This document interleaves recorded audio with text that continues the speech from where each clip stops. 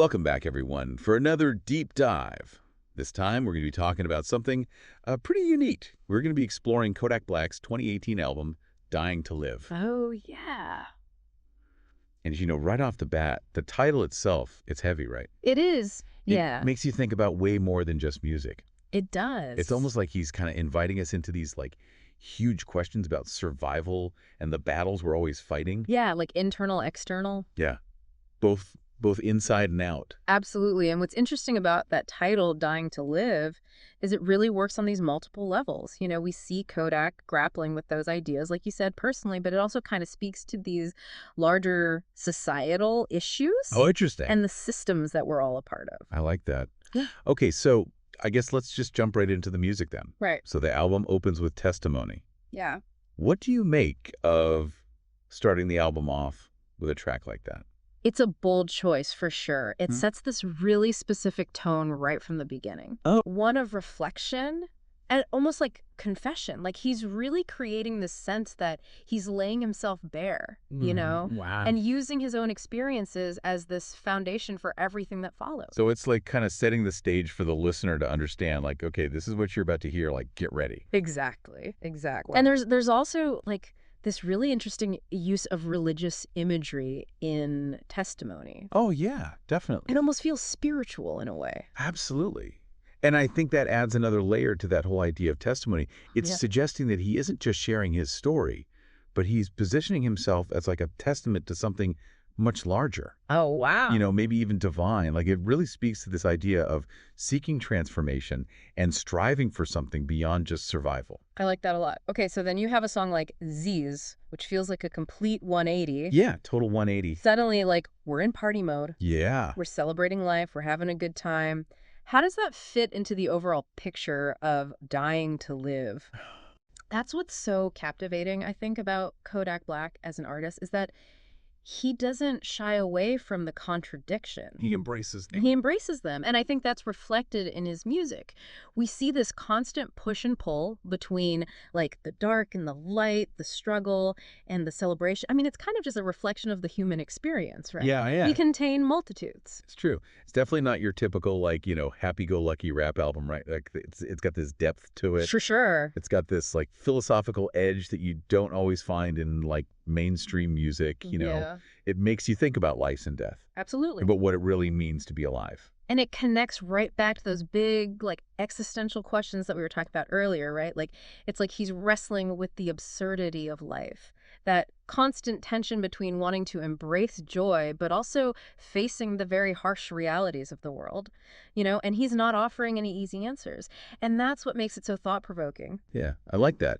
And then you have a track like Malcolm XXX, Yeah. which to me feels like a real turning point in the album. Yeah, it is. And what's so interesting there is how he's kind of expanding that conversation beyond just his own personal experiences. He's connecting his own personal struggles to these, like, much larger societal issues, specifically those, I think, impacting the Black community. He's bringing in this element of, like, social commentary, almost forcing us to confront uncomfortable truths Right. about, things like systemic injustice and the cyclical nature of violence, especially. Yeah, that adds such a powerful layer to the album because it's not just personal anymore. Yeah, It becomes a reflection on, like, the systems that we're all a part of. for sure.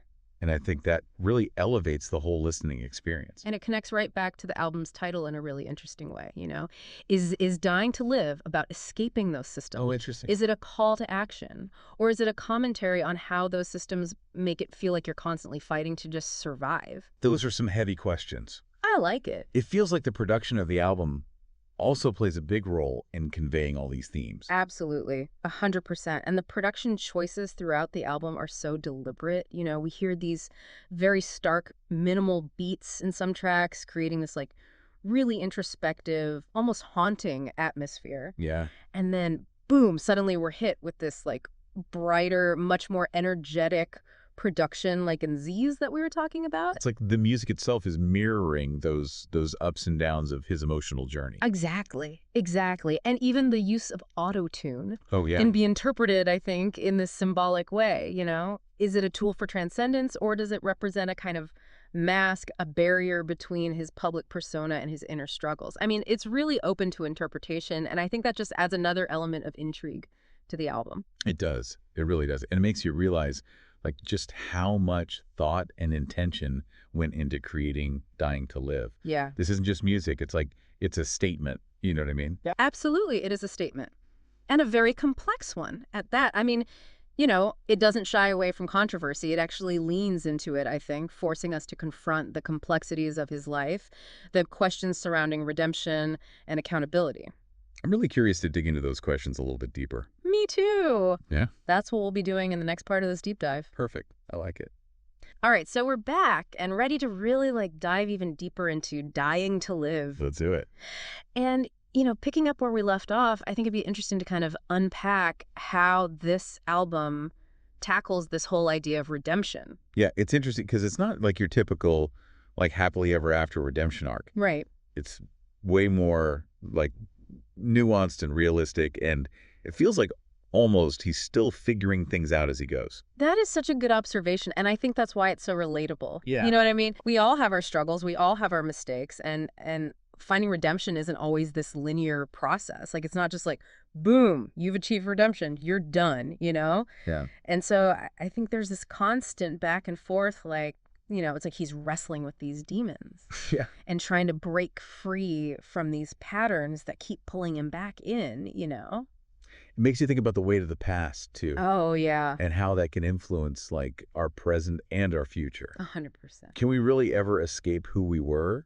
Or are we always going to be shaped by our experiences, both good and bad? Right. And like, what does it even mean to escape who you were? It's true. You know, are you constantly running from something, or like, are you embracing the totality of yourself? Yeah, and it's almost like he's trying to figure out what it actually means to live. Yeah. Not just survive, but to find that purpose and that meaning Right. in a world that honestly can feel really chaotic sometimes. Absolutely. And I think he's suggesting almost that like true living, really living, requires confronting that darkness, acknowledging that pain, and still choosing to strive for something more. It's deep stuff. Yeah.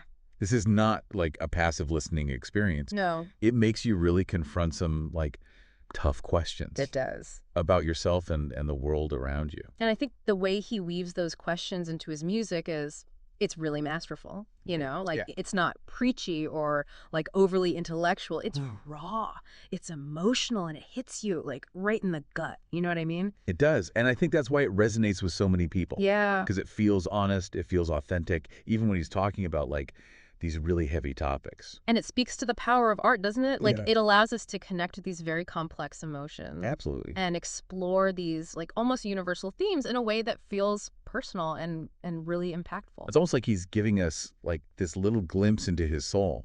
Yeah, I love that. And by doing that, it's making us like reflect on our own journeys and the things that we're wrestling with. It is. It is. And it's that reminder that we're not alone in our struggles. And that even amidst like all that darkness, you know, Yeah. there's always that potential for growth and transformation.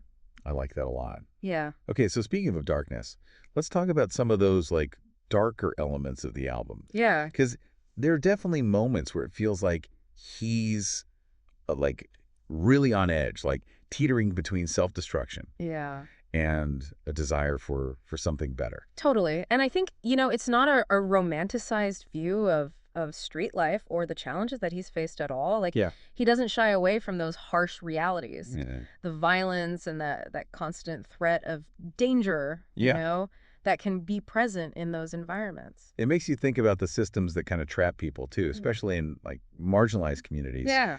And sometimes it feels like Dying to Live is almost a commentary on how those systems can make you feel like you're constantly on the brink. Right. And that ties back to the idea of redemption that we were talking about earlier. it does. Yeah. Like, how do you find redemption when the system itself feels rigged against you? You know, how do you break free from those cycles and create a better life for yourself when, like, the odds are stacked against you?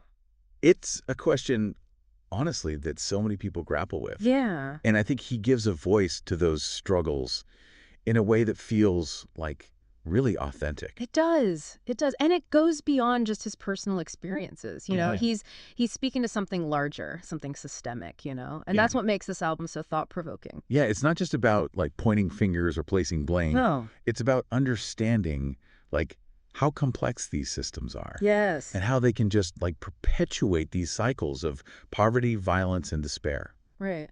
And it's also about recognizing the resilience of like the human spirit, and the Yeah. capacity for individuals to like rise above those challenges Yeah. and create something truly meaningful in their lives. I love that. I think one of the things that makes Dying to Live so compelling is that it doesn't offer any like easy answers. No, it doesn't. It leaves you with, honestly, probably more questions than answers. Yeah. But it's a kind of art that like stays with you It does. long after you've finished listening to it. And that's the sign of great art, isn't it? It is. It challenges you, it provokes you, and ultimately I think it expands your understanding of the world and the human experience. So well said. I'm ready to hear your final thoughts. Like, as we wrap up this whole deep dive, what do you want our listener to kind of take away from Dying to Live? So as we wrap up this deep dive into Dying to Live, what's the one thing you want our listener to take away from this conversation? Well, I think it's really important for all of us to remember that art can be such a powerful tool Oh, yeah. for understanding the complexities of the human experience. And Dying to Live, it's a challenging album, It is. but it's also like a deeply rewarding one. You know what I mean? I agree. It asks us to confront some uncomfortable truths and to think critically about like the world around us. Yeah. And ultimately, I think to have empathy for those who are struggling, I like that. even if their struggles look different from our own. Yeah, beautifully said. And I really hope that this whole deep dive has encouraged everyone out there listening to, like, go back and listen to Dying to Live with fresh ears. I hope so too. Appreciate the depth, the complexity of Kodak Black's, like, artistic vision, Yeah. and maybe even, like, find a little bit of inspiration in his story. Yeah. And, because ultimately Dying to Live is a reminder that even when we're faced with adversity, Yeah. even when like we're surrounded by darkness, there's always that little flicker of hope, that possibility for growth, That's what it's all about. that chance to find something worth living for. I love that. Yeah. And on that note, that is going to wrap up this deep dive Awesome. into Dying to Live. Thank you all so much for listening, and we'll see you next time. Thanks, everyone.